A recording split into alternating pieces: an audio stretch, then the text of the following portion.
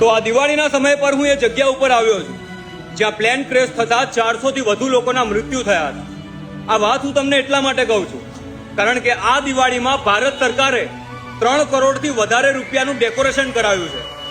ગુજરાતના હરેક બ્રિજ ઉપર લાઇટો લગાવી છે. તો શું આ જગ્યા ઉપર એક લાઇટ પણ ના લગાવી શકે?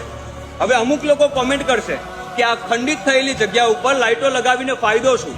તો મારે એ લોકોને કહેવું છે કે જેનો પરિવાર અહીંયા મર્યો છે, જેના મા બાપ અહીંયા મર્યા છે, જેની દીકરી અહીંયા મરી છે, એ પરિવારજનો આ દિવાળીમાં એમને મળવા આ જગ્યા ઉપર આવશે. પણ આ જગ્યા ઉપર આવે અને અંધારું જોવે તો એમના મનમાં કેટલું દુઃખ થશે.